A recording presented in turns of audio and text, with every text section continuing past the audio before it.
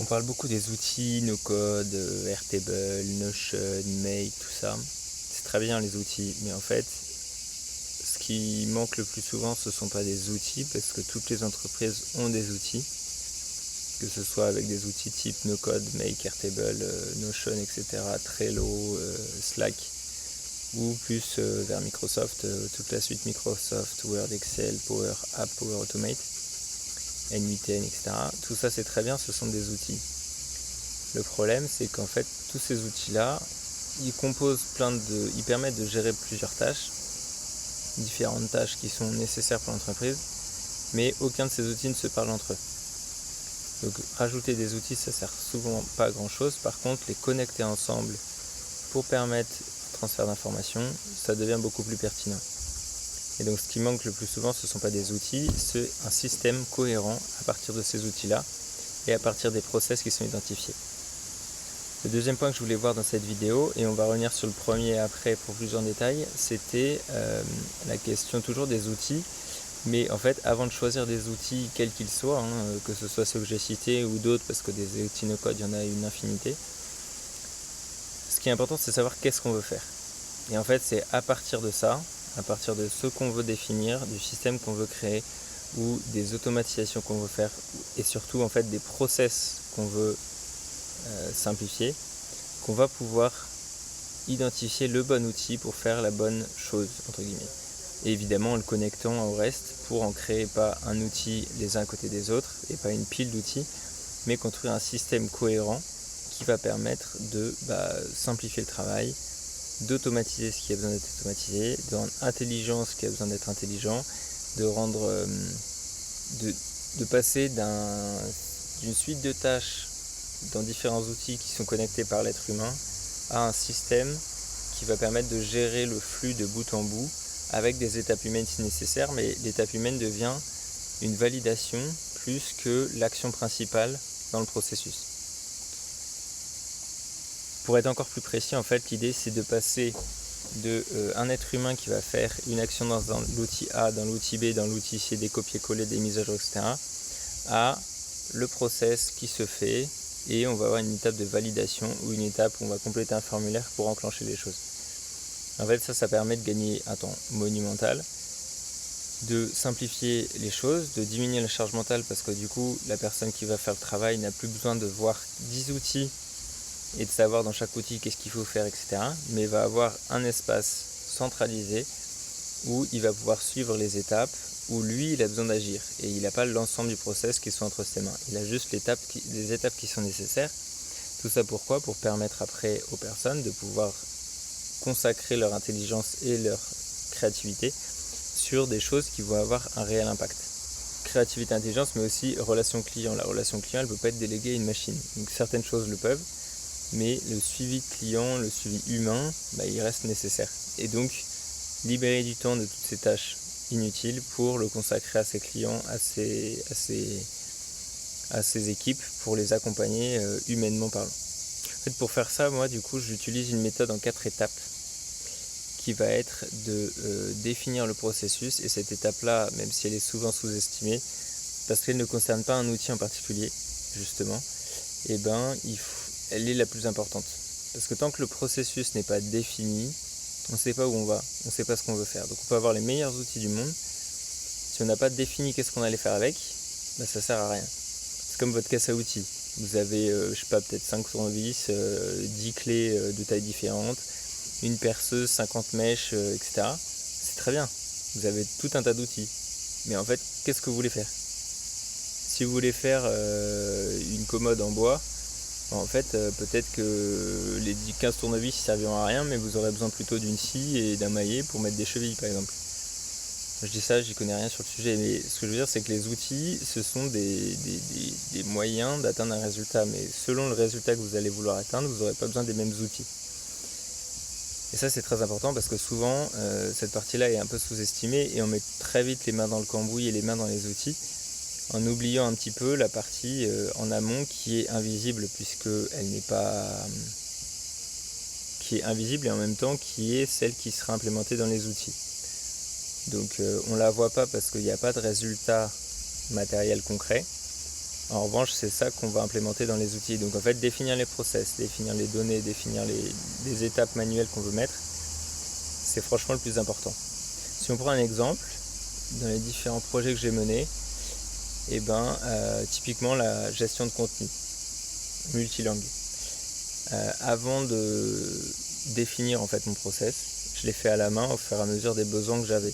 Donc j'écrivais les articles dans Word, j'envoyais des mails pour valider, je récupérais le mail, je publiais à copier-coller à chaque fois. J'envoyais des mails pour faire les traductions, je recopiais-collais dans le CMS. Bref, c'était très très long. À la fois pour moi en termes de va-et-vient parce que c'était que dans des mails et en termes de temps entre le début et la fin. Et au fur et à mesure du temps, en connaissant un peu mieux les différentes étapes que je fais, et surtout, c'est même pas en les connaissant mieux, c'est en les écrivant.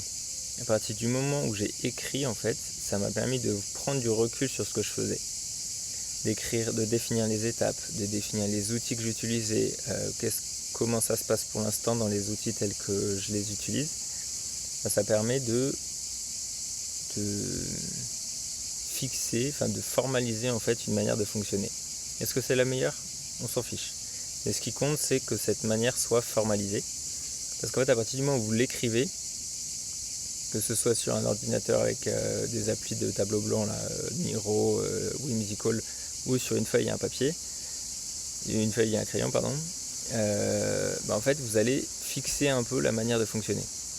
Et à partir du moment où c'est fixé et défini, vous allez pouvoir le questionner. Tant que c'est en mode oui, je fais ci comme ça, en fait c'est flou, même pour vous, et donc du coup on ne sait pas trop s'il y a quelque chose qu'on peut améliorer, s'il y a des étapes qu'on peut automatiser, s'il y a des outils qu'on pourrait intégrer pour simplifier les choses, ou des outils qu'on pourrait connecter ensemble pour éviter des copier-coller par exemple. Et donc cette première étape, c'est la définition des processus, qui est primordiale, qui est la base de tout le reste, parce qu'en fait si on ne décrit pas le process qu'on veut automatiser, on va faire n'importe quoi, parce qu'on ne sait pas où on va. Donc je reprends l'histoire que je vous disais, à partir du moment où mes process ont été écrits, donc j'ai écrit 2 ou 3 process, création, mise à jour, 2 en fait, création et mise à jour, et à partir de là j'ai mis les outils que j'avais besoin, que j'utilisais aujourd'hui, et les manières que je pouvais avoir de modifier les choses.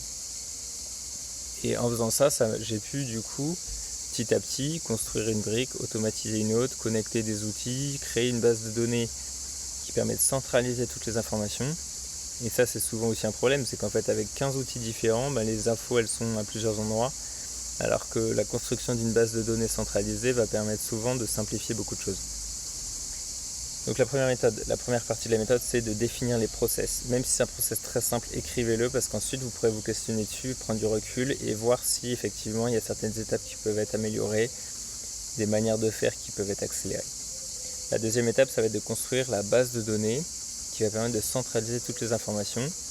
Donc moi je parle d'articles, mais on pourrait imaginer la même chose pour un centre de formation, pour une gestion RH, on peut imaginer tout ce qui a besoin d'être géré, entre guillemets, des biens immobiliers, bref. On pourrait imaginer énormément de cas d'usage, base de données. Ensuite, on va faire l'interface utilisateur, où là, on va construire, l'interface va permettre de visualiser les données sous forme de dashboard, et puis surtout de pouvoir faire des écrans, d'étapes, entre guillemets, pour chaque action manuelle.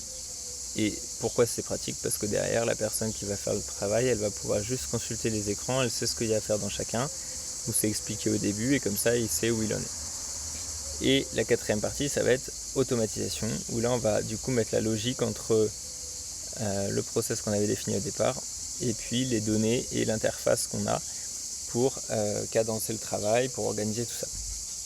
Et ça permettra d'aller beaucoup plus vite, et d'avoir une application qui va tourner en arrière-plan. Et sur l'exemple que je donnais avec la traduction, avec la création, le process de création et de mise à jour d'articles, en ayant construit cet outil, en fait j'avais 3 écrans que j'avais besoin d'aller qui présentaient les résultats des automatisations.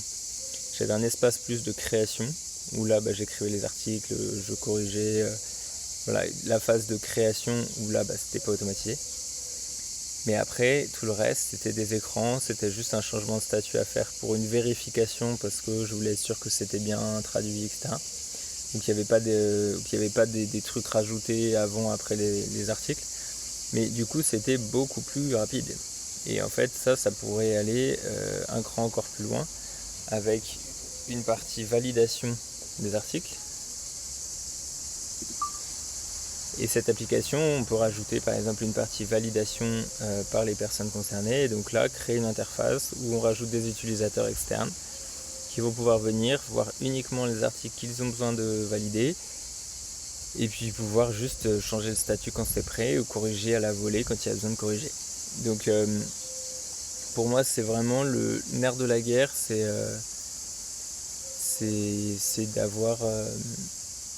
d'avoir le processus écrit, même sur papier. Moi je me souviens quand je l'ai fait sur Whimsical, je l'ai fait sur Miro, je l'ai fait sur une feuille et un papier pour justement pouvoir me poser, me dire ok ça, et puis en fait prendre du recul. Après je l'ai refait sur ordinateur pour pouvoir l'utiliser, mais le fait de l'écrire, ça permet vraiment de prendre conscience de qu'est-ce qu'on fait, dans quel ordre et comment. Voilà, donc là c'est ma méthode que j'ai définie pour travailler sur des sujets comme ça. Donc après là je parle d'application de gestion, mais en fait on peut gérer un peu n'importe quoi de cette manière-là.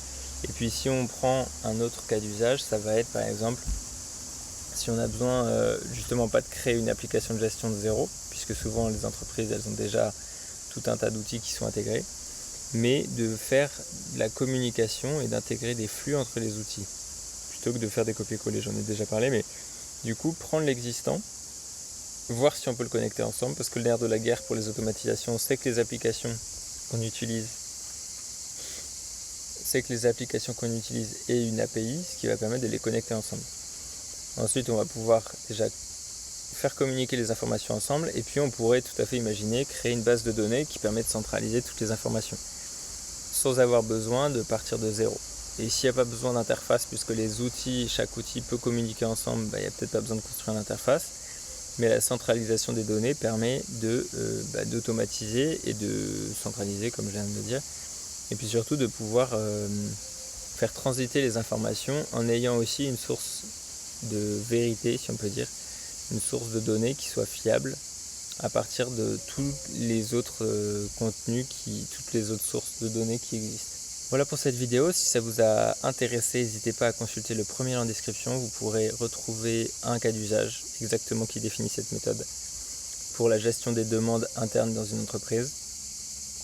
Donc c'est un exemple. Si vous avez d'autres idées d'exemples ou si vous voulez que je vous propose d'autres cas d'usage, n'hésitez pas à me les partager. Je pourrais y réfléchir pour trouver des idées et pour pouvoir vous proposer, en suivant exactement la même méthode, le déroulé avec les 4 étapes. Merci d'avoir regardé cette vidéo, abonnez-vous à la chaîne si ce n'est pas déjà fait, bonne journée et à la prochaine.